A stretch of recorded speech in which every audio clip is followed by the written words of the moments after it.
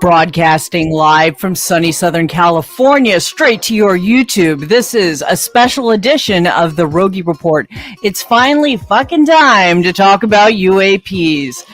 UAPs have become mainstream.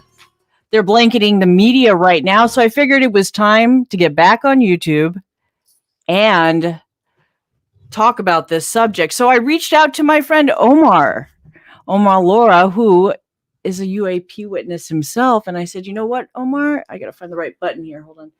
It's time to talk about UAPs. So I want to introduce my guest tonight or this afternoon, depending on where you're listening. This is Omar Lara, and this is his third appearance on the Rogie. Is it your third? I think it's your third. Yes, ma'am. I believe so. Great. Every time feels like my first time. Does it feel like the first time every time? But the best part is today we have never ever done this on video. We've only done audio podcast and we've never done it live. So I want to say hello to everybody in the chat too. So if you guys have any questions, you can feel free to type them in there and then we'll get them to Omar. But so Omar, how are you? I'm doing well. Thank you for having me on. It's always a pleasure. It's as always, even with audio or video, it's a little nerve-wracking, but we'll get through it.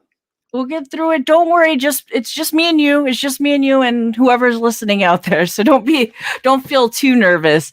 So I guess if you guys don't know, I'll give you a little background. So if I always tell our story. So a few years ago, I was out to lunch with my sister. I met a gentleman who had served in the Navy back in the 50s, and we got to talking about UFOs and UAPs, and he told me he'd seen them back in the 50s in the Pacific. So I was so excited. I went to Twitter. I posted this and Omar replied to me. He said, I've seen one.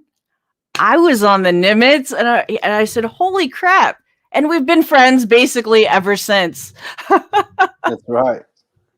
I had to confirm who I was. I sent you the David Beatty Nimitz encounters and my raw initial interview with him.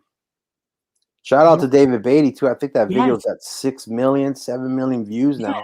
I'm like, let me see if I can check, because like, I mean, it's nuts, like how popular UAPs, not popular, I guess even just going into like the mainstream media, I think, and that's a big reason of why we're talking today, is that it's become so mainstream. But let me look up David Beatty's video real quick and see what that's at.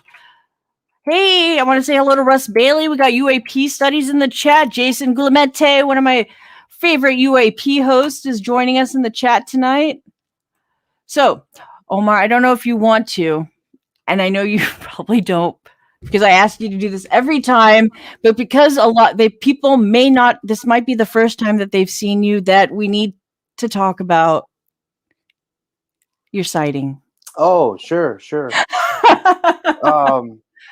I mean, I could go on from, well, it was the years of 2004, same time range with Lieutenant Commander Fravor, and now the new Lieutenant Commander Annie Dietrich, I believe so. Mm-hmm. And our incident happened at the second to last night of the operation during one of the trainings in November of 2004 or December. It could be two different incidents. But what had happened that night is a sailor had fallen overboard. And what was going on prior to the sailor falling overboard? All the individuals who were assigned to the flight deck and those who are assigned to VF-41 Aces were basically moving all their equipment down into the hangar bay. And the hangar bay is the lower level beneath the flight deck itself. So there's an elevator, and it had dropped down, and the sailor had slipped, and he fell overboard. He had drifted out to sea. So all our eyes were fixated towards the sailor out in the ocean. And out of nowhere, this object just drops out from the sky, and you can just see it from a beautiful panoramic view of the ocean on the Pacific.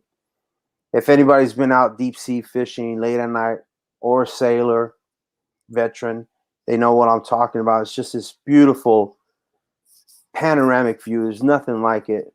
And it planted itself. I mean, it didn't even slow down. It just planted itself right above the ocean. Kind of like you could almost, it almost reminded me viewing it when that new FLIR video that Mr. Corbell had released with also Mr. Knapp. Yes.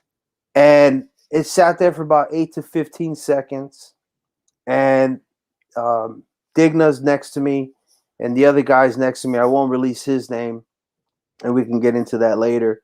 Yes. We're viewing this, and there's a few other people around the flight deck also that are fixated on the sailor and see this object just drops out, as well as a sailor who was illuminating the sailor who was overboard. He turned his flashlight, he turned the spotlight to the object, so he saw this too. And within that 8 to 15-second range, it shot off to the right where we literally had to move our torso. It almost just like bounced, like you didn't see like a streak. It just bounced over to one end, made an acute 90-degree style angle, and shot right back up in a trajectory that, you know, it was climbing at an angle. It wasn't like a space shuttle launch where it goes straight up. And it was gone. Wow. And that was 17 years ago. And look at us now. It's mainstream. It's all over. There's more comfortability for people to speak about it. Yeah, I wanted to ask you too, because, you know, this was 17 years ago, and the time in which you saw this, we were in a different world. People were not talking about UAPs. I don't even believe at that point we didn't even have the term UAP. You know, we were still calling them probably UFOs at that point.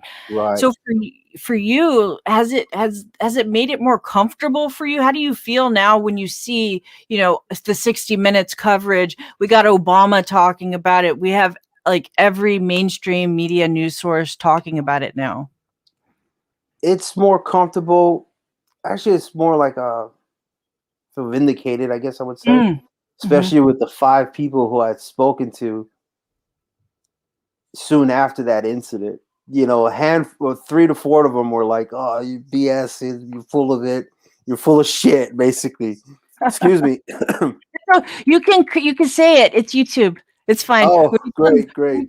When you come on my radio show, you can't say that though. Oh, careful. I mean, I'm an ex-sailor. We can cuss pretty bad, so I'll keep it light. Uh, with them, it's great because now they're sending me these text messages. Dude, there's more stuff coming out. Do you remember her? Do you remember her? Oh, I remember her. She was with Lieutenant Commander Fravor. So now that response from them is just what feels really good. But yes, and even after my appearance on Unidentified, my supervisor pulled me in 2 days that following Monday after it aired. I think it was on a Sunday show. Something like that. I remember. Yeah, she pulled me into the office and she says, "Hey, I need to speak to you. Your side of the operation is going to be taken care of. We need to discuss a few things." And, you know, just how she always opens up, you know, where it's going to be a formal meeting. And she goes, "So, I saw you on television with the UFO stuff." And I just kind of like, oh, man. And she began to tell me about her story when she was 20 years old off the coast of South Texas, and just her experience. And when she was done talking about it, it looked like a ton of weight just was let off her back, you know, the monkey off her back, so to say. And she goes, "Man, this is like the first time I've ever said the story and being comfortable, and you just not, and someone not like judging her like I got 17 years ago from my friends, you know." Right. Yeah, yeah. That's such a it's a big difference, right? Like she could tell you and you're like, "Yes." You're not Yeah, like, hers was more "That's astonishing compared to mine. I think so. I mean, you're even the allowed to fact. I know the story, but I don't know if you're allowed to share it." Oh yeah, yeah. I won't release her name, but her boyfriend at the time, an orb within maybe 15 feet away. She told me, size of a beach ball, circled them and shot right back into the ocean. Not to submerge, but just went right back out. Oh, just like back out into where. Yeah, Yes. yeah, Okay. yeah. No, and I had spoken to a friend of mine who lives in Hawaii, and I haven't spoken to you, so I haven't been able to tell you, but she told me about an incident where she was on the beach in Hawaii. She lives there, and she said that she witnessed an orb come in, and there was tons of people there come in from the ocean and go like towards the beach, kind of circle around, and then it flew back out into the ocean, just like you said. Wow. Yes. So I've heard two very similar stories. Reddish orange, maybe. Did she say? Yeah, I think it was reddish orange as well. Oh, wow, wow. So I have a question from Lisa in the chat. She says, Omar, have you considered the possibility that what you saw was holographic in nature?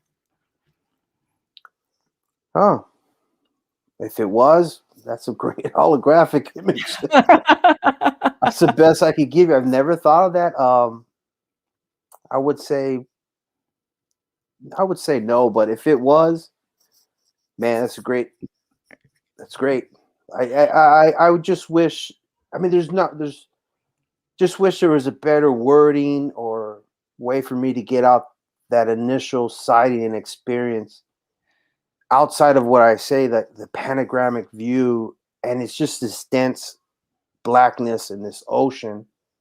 So you could just see something shoot across the sky that's the size of a quarter compared to the night stars. So no, there's no way it was holographic. But if it was, one of the awesome holographic images I've ever seen. Wow. No, it's do you feel, because I don't know if you guys have checked out the episode of Omar on Unidentified, but they do a recreation. Do you feel like that recreation of your witnessing of the object is kind of similar to what it was? It I was guess. pretty close. White, illuminescent, almost like a welder's arc, and it dropping. That's pretty spot on. I just wish they got that, that panoramic viewpoint, but Just that big that wide. was that was pretty spot on, and how it shot off. It was pretty cool.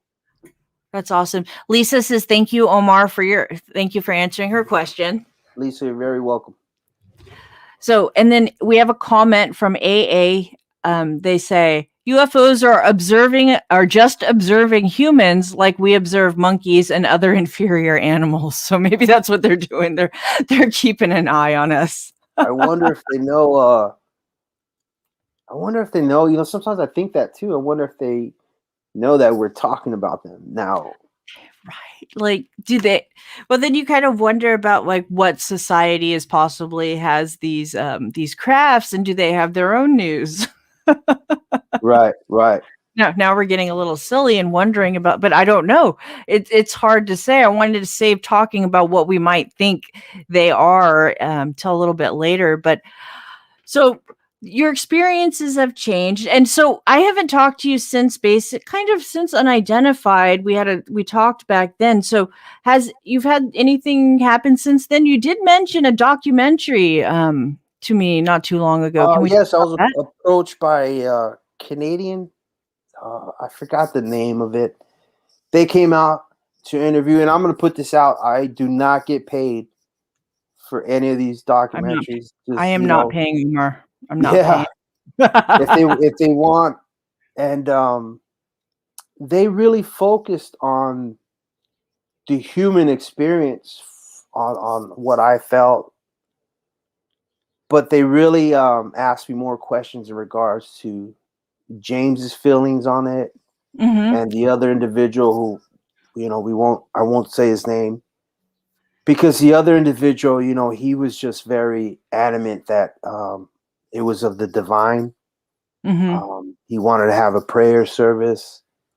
And then speaking to other friends since I came out on Unidentified, they reached out to me on Facebook, and they were like reminding me of a situation, of the incident after the night of the incident, when we went back into our general quarters area, the berthing. It's basically where the entire division that we're part of sleeps, watches TV, and showers. It's just like a dorm room, basically, or Yes. bunk bed. And I was told that we were speaking about it because people were asking me, what's going on, what happened, what'd you see?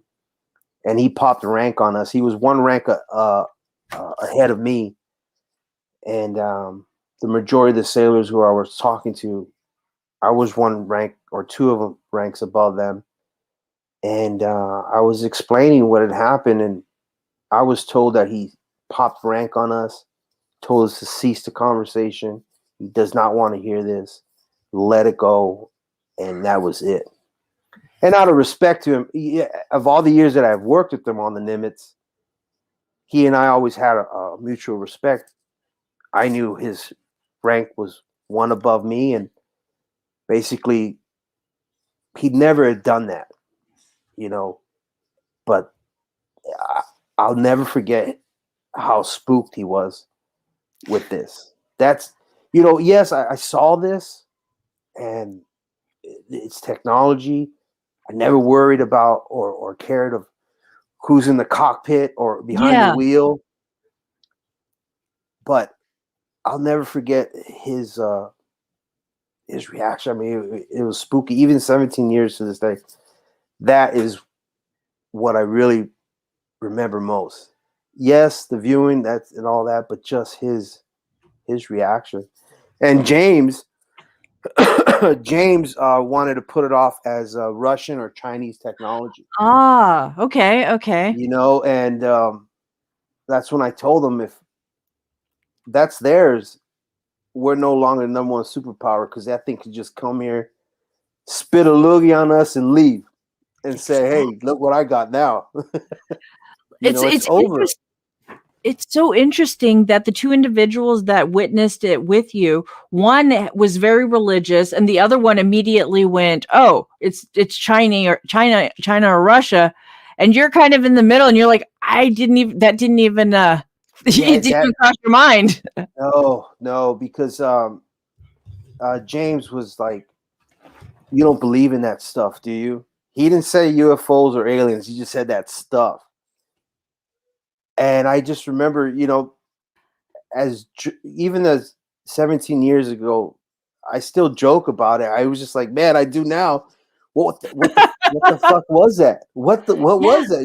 Like, and we were both trying to find closure, and his was automatic, Chinese, Russian.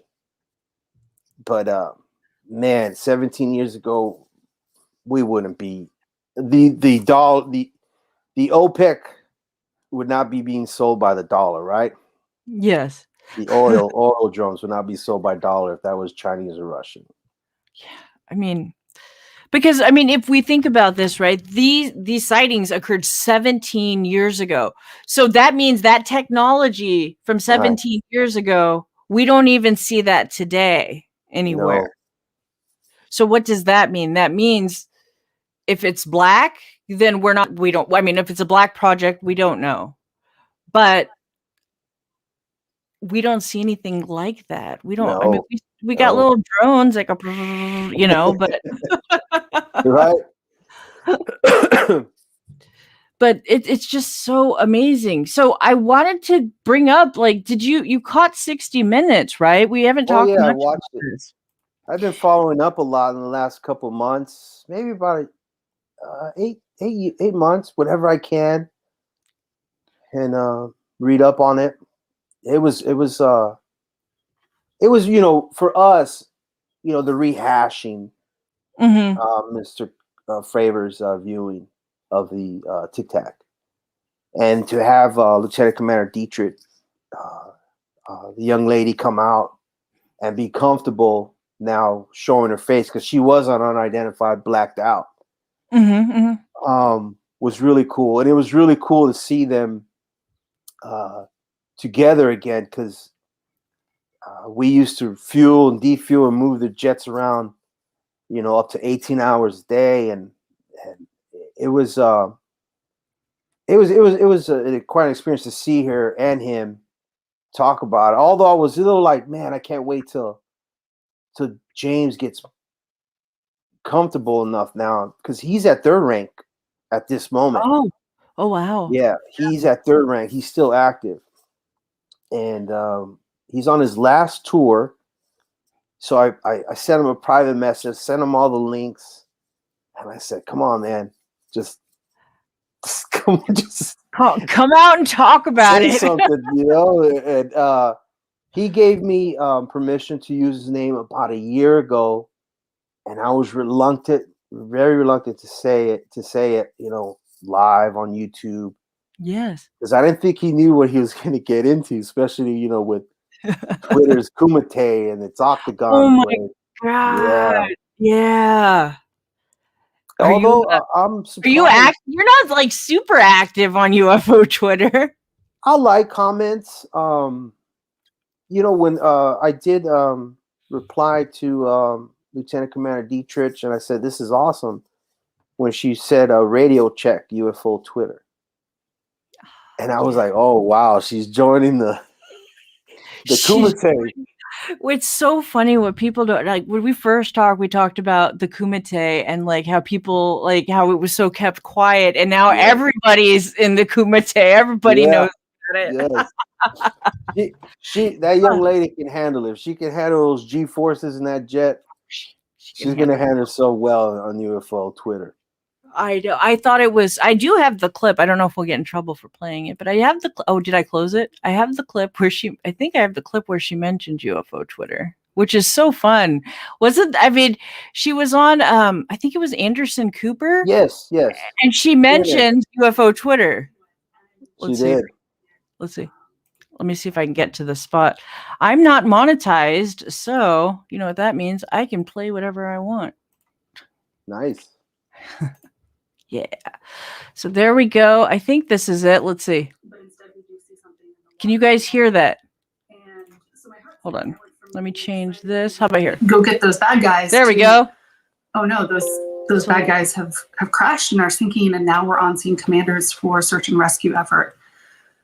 And then almost as soon as that happened, enter stage left, the Tic Tac, and that's what we affectionately refer to it as, because that's what it looked like. I get a lot of questions. What did it look like? And I say, have you ever had a Tic Tac? It looked like a little oblong, little from our perspective at our altitude. I think it's but about the size of I'm going to skip it so we can get to the UFO Twitter. Engage with it. Me being inexperienced, I said, okay, I've got high cover.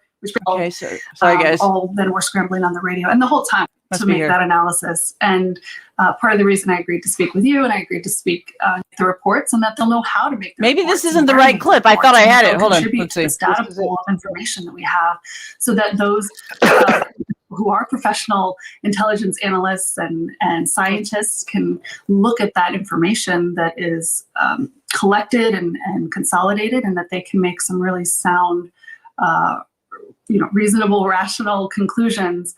Because no matter what size you are of the UFO wars, which I'm actually just learning about now, and shout out to my new friends on hashtag UFO Twitter, that it's fascinating. Awesome. I am fascinated with their fascination. Awesome. And so isn't that cool? Hardcore. Yeah.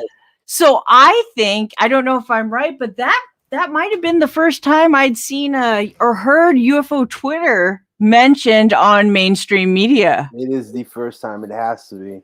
Well, yeah, mainstream. Amongst Elizondo, Nat, Corbell, Mr. Beatty, Silver Record, all those guys, yourself. Yes. We know UFO Twitter. Yeah. It's normal to us. So it's so funny to when I was like, oh shit, she said UFO Twitter. I know UFO Twitter.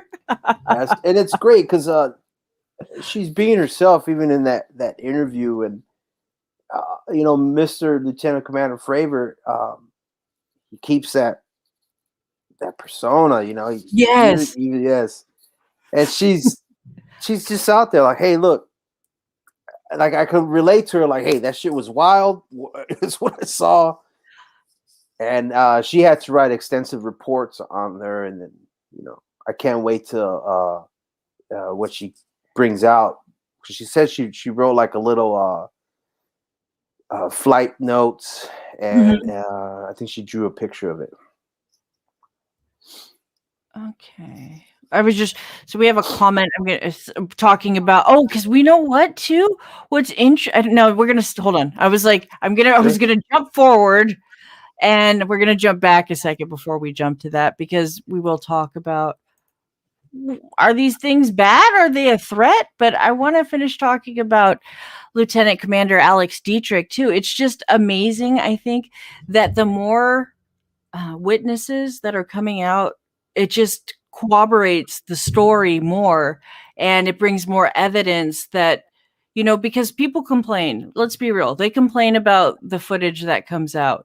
They complain because that it's not super clear. They complain that, well, what is it? I can't tell what it is. But what they're forgetting too is the other half of these videos is the witness accounts and the experiences. So, because we're not just looking at, okay, this is a video and that's it. No, we're talking about multiple witnesses on multiple different occasions, different people. So it stands to say that this is, worldwide. I believe Ryan Graves was on 60 Minutes and he said he see him every day out there. Yeah, what was that? That's right. He said that. You see him every day. Lieutenant Graves, that's right. He was on 60 Minutes. He did mention he was on out of Oceana, NAS Oceana. I was out there at one point in time also. Not with him.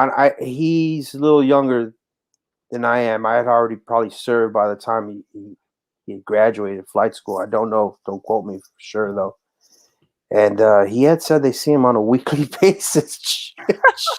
So could you imagine, and then it just becomes normal, there's another one. Right? And to go back on those who are upset with the video quality, and I truly understand that, that, and then they don't take account our experience and the viewing of the technology, so to say, for us military veterans, such as who we're talking about now, Dietrich, Graves, Fravor, and you see those objects move the way they do outside of our realm with our jets and our technology that we have now.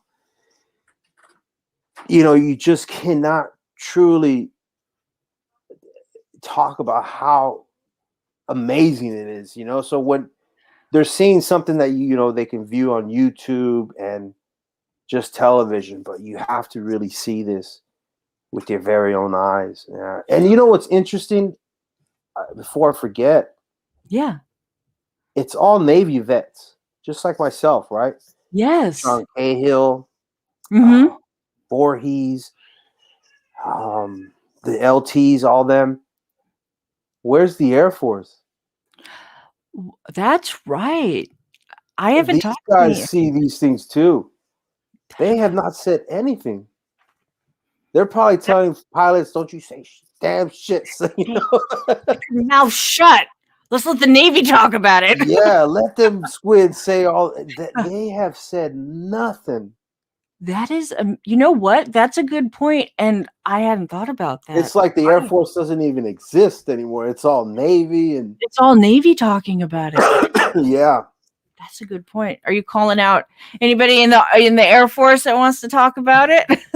No, but I do have an Air Force story. My buddy, one of the 5 buddies who I told about that night with our viewing of the object, or the Tic Tac, so to say. A few years later, he had met his high school girlfriend. She was down in San Diego. She joins the Air Force. He joins the Navy. They meet up, and we're hanging out in downtown San Diego, having a few drinks.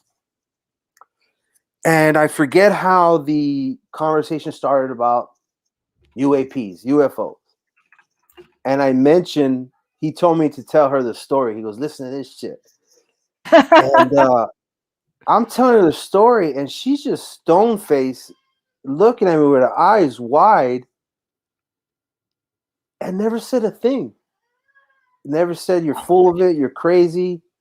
No reaction, just straight? No, and not till later that night. I asked her, where exactly do you what do you exactly do you do in the Air Force? Mhm. She goes, I work for NORAD. Oh, shoot. So, so Did she have sees, anything? she didn't say it. That was it. That's all she told me. And I mentioned, I was like, I kind of squinted. I was like, you ever see those stuff? And she just started drinking. That was it. She's Like, yes.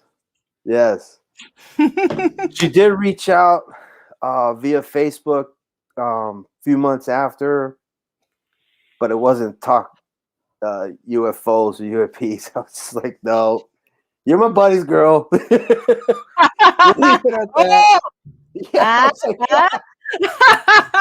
She wanted to talk about UAPs in private. Yeah, she's probably watching. She's like, that's oh, I'm sorry, lady. I'm sorry. Yeah, so that's the only Air Force experience I have as far as with this UAP stuff. Oh, whoops. But Oh no, I pressed like something. you said, where are they? They haven't said anything. No, it's true. I mean, I've had like, buddies that said, I have a buddy that was in the army, and he said when he was in Afghanistan one night, he saw something, but he's like, I can't say what it was, but he said he was with a couple buddies. They saw some lights, and they, that were, moving more like a UAP, Yeah. but, they don't have any, he doesn't have any other evidence. It's just, it's just his story. So that's all we have. We don't have like, all the video evidence that the Navy has, and then the radar evidence, and then and like any ship log stuff too, because I think the Navy has just a good tracking of all the data. Yeah, they do. And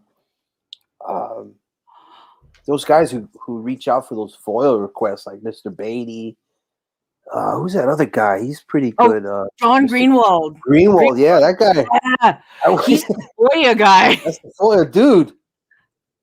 That's the FOIA Jedi, basically. For sure. Like, they know him. He probably sends that stuff in every week.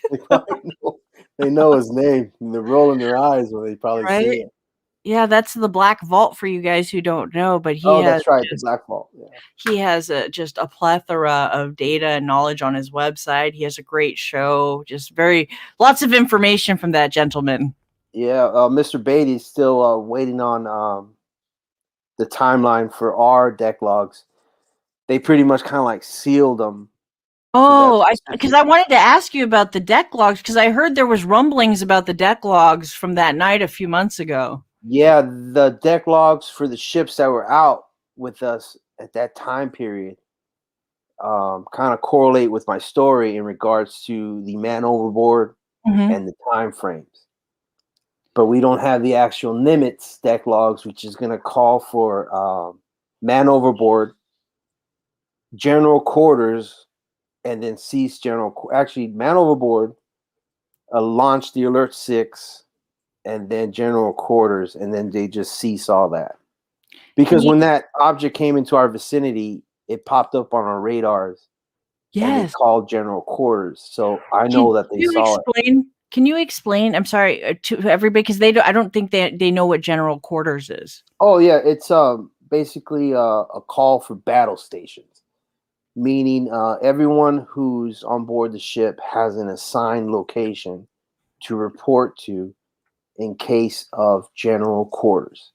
So when general quarters is called, it's something's in the water, in our air vicinity, and we're about to go to battle, so to say. Somebody will have to man a fire hose, a specific fire equipment, or someone will man the missile launch systems, operation support. And then us on the flight deck, we're not manning anything. We're just pretty much sitting ducks on the flight deck in case, we got missiles incoming. And we're still launching aircraft. But why I remember it was the second to last night of air operations is one jet always stands by until we get close enough to the San Diego Pier, San Diego Bay, and then he'll take off. just in case somebody tries to pull, you know, like a 9/11 style attack, or we're going to see a enemy jet coming into our vicinity off the coast of that. But he Yeah. stays behind just in case. And then once we're close to the bay, there's more of a armed security force. So he'll take off. So the Alert 6 is always on standby. And the reason it's called the Alert 6, it has 6 minutes to be launched. And it's sitting on the flight deck with the catapult system ready to go. It's basically like a slingshot.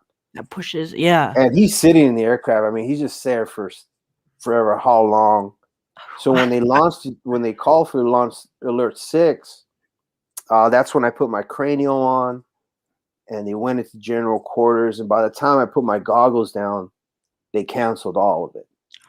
Wow. So it was so fast. It was fast. It was fast. And then that's when we went back into our office or workshop, so to say. And that's when James and I and Mr. X, the other guy, kind of had a brief conversation of what was going on. And then also prior to that, that's when I went into flight deck control. And that's where I saw the other individual praying. He was worried because it spooked him too. I just never got to speak to him. I wonder what happened to that guy. What if he's still like spooked, if he went, or if he's just like, he never talked about it again. I don't know, but the conversations I've had with others since Unidentified, they're telling me that was Mr. X. But I don't remember the purple the flight vest he had on. I just remember yellow. Oh. They're telling me no, that was him praying. Interesting. Yeah, but when you walk into flight deck control, it's a sea of yellow vests. Okay, everybody There's wears only yellow. like two purple vests in there at one time. So, 17 years ago, all these colors, but the two people I spoke to, they're adamant that it was him, because the one guy was always in flight deck control for the night shift. And I spoke to him and he's like, no, that was him praying. I always wondered what was going on, because he didn't know that we had seen this until all the commotion went on into flight deck control when someone walked in. And he walked in flight deck control and he was a yellow shirt. And he said, what the fuck was that? And that's when I turned around to look and laugh at him like, oh, yeah, he saw this too. And then I saw the individual, just in prayer, like eyes closed and praying. So once you had the sighting, like, so did everybody on the ship know, or just the flight deck control group know? Those who were on the flight deck looking into the vicinity of the sailor overboard. Because if you weren't looking that way, you would not hear this thing. Silent. It was silent. You wouldn't hear anything. And then the deck department. Deck department is the individuals who were going to rescue the sailor overboard. And like I said, whoever had the spotlight illuminated the object at one point in time during that. So there's others out there, and it's like, man, me and James are not the only one, and Mr. X, they're there. And so was the yellow shirt who said, what the F was that? And those people I served with a long time, and I've kind of put it out on Facebook. Who remembers this? I just got a couple replies like, oh man, I remember you talking about it. I remember that night. I remember Mr. X really flipping out on us on the berthing. So that's as far as I've gone. Well, I hope by, you continue doing shows like mine and doing the documentary that, it's going to cross the path of somebody, that maybe you haven't been able to really touch, that was on the ship that night, that did see it, right. So I'm hoping that, you do connect with other witnesses from that night. Yes. So do you think they're a threat? Oh, if they wanted to, man, if they wanted to flex on us, so to say, we're in Right, right. trouble. We're in trouble. But I don't think that's the first time whatever that was drops into the middle of our vicinity or on Earth or wherever these objects or things are coming from. They've been here for. I mean, that technology wasn't made 20 years ago, right? No. They've been here thousands of years, and reading and listening to what's that young lady's name? Diana Pasoka. Mhm, mhm, Um, mhm. the correlation in regards to specific religious paintings. You see Mhm. these weird objects, and the sky people, and every culture that goes back Yes. thousands of years talks about them. So, oh, they've been around watching us the whole time. But uh, from what I've heard, from what others who have told me, I won't say their names, but they're involved with the investigations and all this. As we all know, that they're very interested in our nuclear capabilities, right? So Yes, yes. they probably said, "Man, look at these knuckleheads exploding this atom. What do they got themselves into?" Right. Well, And we've done them in the oceans. These submerging. Maybe is we're the messing with their Nimitz, houses. is the Nimitz nuclear? Yes, it is. Hmm. Do Yeah. you think do you think that's why they might be attracted to being near Uh, where the ships are going or the carriers? I mean, it's a good possibility. We don't Yeah, know. we don't know. I don't even know what this thing was either. That's the Right? beauty of No, this. it's this okay, you know what's fun, and I mean fun and interesting about this topic is there's so many facets. There's, the sightings, there's the religious aspect to it, there's the consciousness aspect to it, there's Mm, the good and evil aspect. There's, well, where do they come from? All the ancient alien question, how long have they been here? Where did yeah, they come from? Like what did they do? Did they seed humanity? Who knows?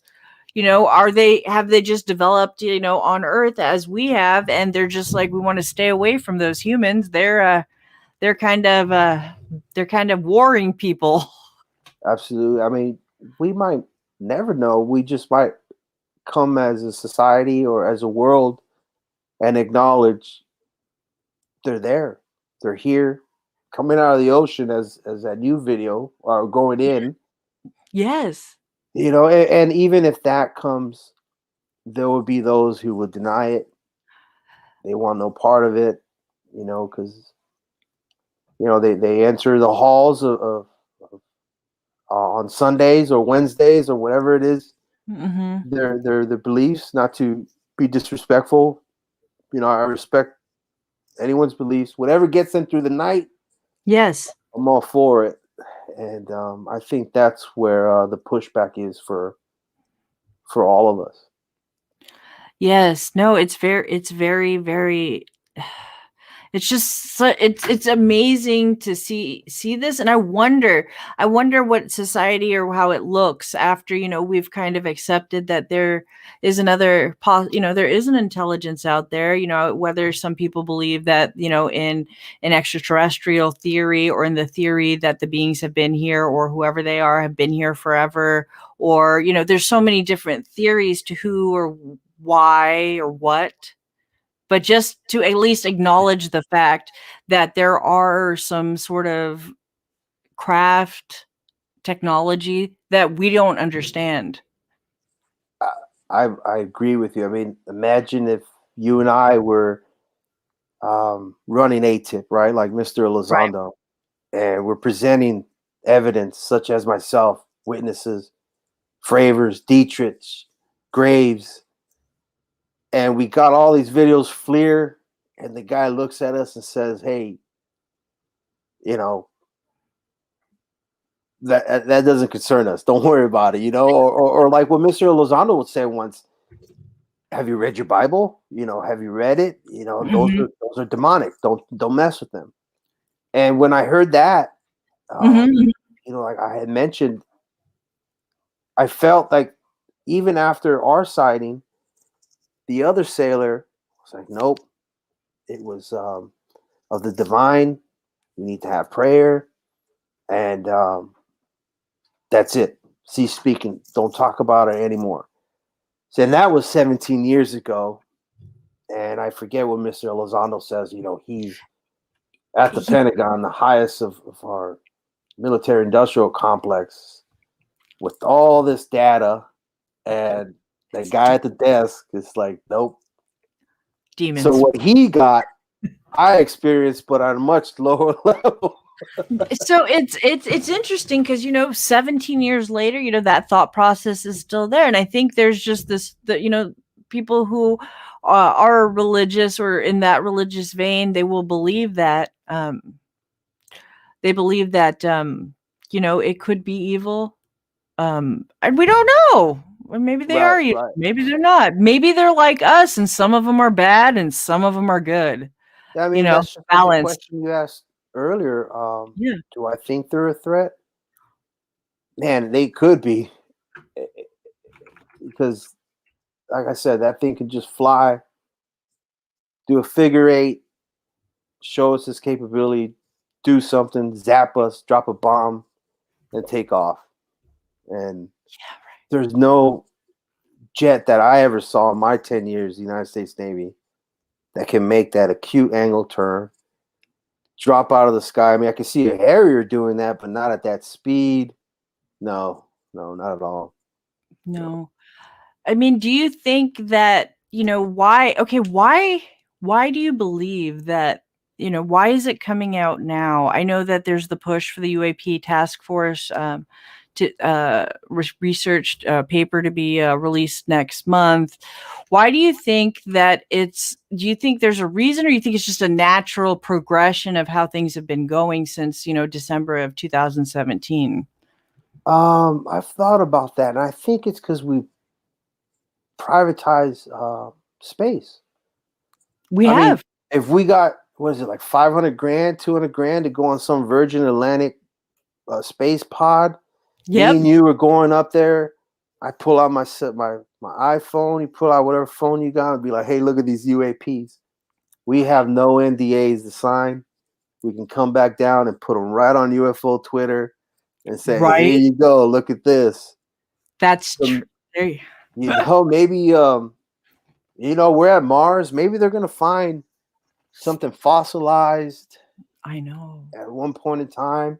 Maybe they already have, and there's always been pushback to not say the other intelligent life forms out there. So that's what I think it is. Maybe the prioritization of space. Yeah, And so much. Like, I mean, so many civilians are gonna be. I mean, we got civilians going up there. It's and just space tourism is happening. yes, Oh, I do have absolutely. I see. I have a question from, where did it go? Here, I just had a question for you here in the chat. From Sims 11TZ, he says, Omar, how far away was it when you saw it, and was it the Tic Tac that you saw? It was. I can't gauge the distance. I would say definitely it was miles away. I've never said it was the actual Tic Tac.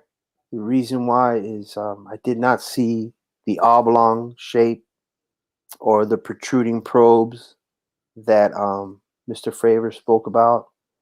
I just remember it was this white illuminescent object the size of an H-53 helicopter. And that's about the same size as, not bulkiness of another jet, but in length. In length, okay. So no, sir, I don't. Was it Mr. Sims? Sims, yes. Oh yeah, no, Mr. Sims. I could not give you a specific distance. He says, I just figured out if I click on the thing, you can see it. The Oh comment. yeah, I see Mr. Sims. Yeah. So from AA, we have, do you think different shaped UAPs serve different purposes? Oh wow. Oh. Possibly. I mean, we have fighter jets, Mm-hmm. fighter helicopters, um, drones. Yeah. The only one I saw was that white luminescent object the size of a quarter compared to the other stars. Man, I That's a would, good question. They have to be. I mean,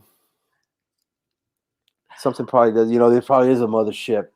there's a These things are mothership, just there's popping probably like, out, there's a dropping off mothership, Tic Tacs, just pouring and it them on looks there. like it's a big Tic Tac container and it just pours Tic Tacs out. Yeah, not to make fun of the question, but No, I'm just, yeah, I was making fun of your excuse me. mothership comment. Yeah, No, it's so amazing. I think we've got a few more minutes here. I want to invite anybody in the chat room to throw any other questions. We do have any questions for Omar out there. Let's see. So we talked about that. Man. So we don't, I want to, oh wait, did I take that one off? So we've talked about we don't know who's piloting them, though there's a lot of speculation of what they could be. There's a lot of media coverage now. and what's interesting, all the media that's covered it, they've never used the word aliens. They don't. They're sticking to I guess, the narrative that was started by what's that? TTSA Yes. technology, the five observables. They've never used the word aliens. They're still focusing on let's um, let's talk about what these pilots are seeing first. And then Yeah, and then maybe, hey, who's flying them? And I've been asked that too. I was like, I don't know. You know, when I think about it, I think about that old movie, Flight of the Navigator, yes, where it's yes. that AI system flying that thing. We got questions coming in from Lisa. We have Omar. Have you had other paranormal or strange experiences? And then she does follow that up with or relatives who have. Personally, no, I have not. One of my childhood friends sent me a video soon after I popped up on Unidentified of his home surveillance system that has a camera in his garage, his hallway, and in his kitchen. And this orb shoots through his garage, shoots through the hallway, into the kitchen, out the sliding glass door. And he tells me he's never showed it to anybody, but he feels comfortable showing it to me. And I'm like, man, that's more scarier than the crap I saw through that's something. And I didn't want to be. I was like, man, that's demonic. That's what I wanted to say. I was like, You know what? No, and then that's when Omar's like, "Oh, that's demonic. Don't you read the Bible?" yeah. I was like, man, that reminds me of The Exorcist. And he replies, he goes, in the movie The Exorcist has nothing to do with what I saw on that camera. I was like, yeah, you're right, buddy.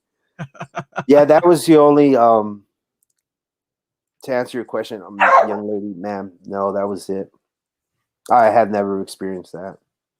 No, that's interesting because a lot of people, yeah, there. And she also said, "Okay, hey, we have a dog here. Sorry." It's okay. So Lisa does follow that up with, there's a lot of light orb stuff. I saw one today. Yeah, and remember, I think last time I talked to you too, Omar. Last time I talked to you, we talked about the Bigelow orb that he kind of posted from the Bigelow facility. Yeah, and then there was no follow up on that thing. I was waiting. No, I there was was like, all not. right, Bigelow, do this. Tell me that. Let's talk I'm about glad ghosts. you brought that up. I found that on Twitter and I sent it to my buddy. Sure. I'm gonna let the dog out of the room so she stops. Oh yeah. Go ahead.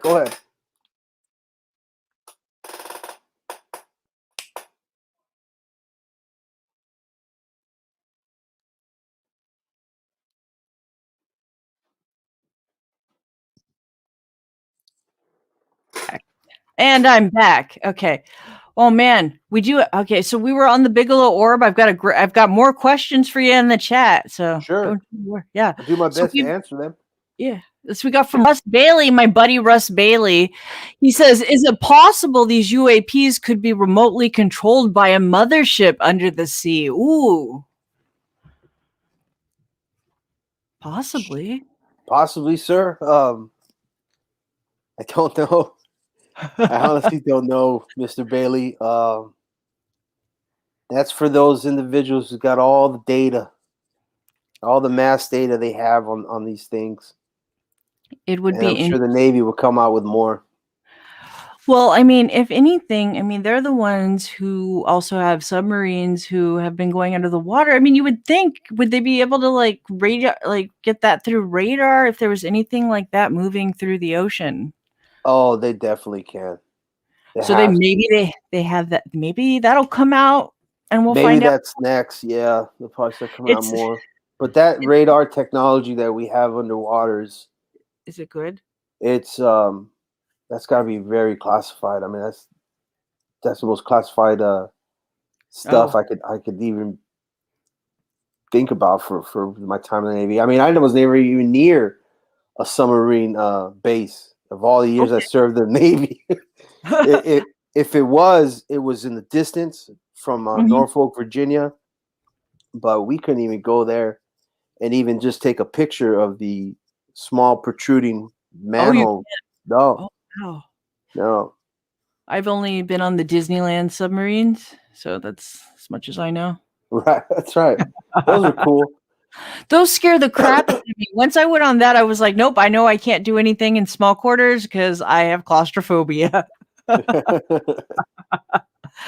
We have a great question from AA. He says, or they say, how does religion affect your opinion on UAPs? I know I can answer that. It does not affect me at all. The same. I'm not a religious person. Neither am I. So I don't have that. I don't have any belief structures around that. Let's see.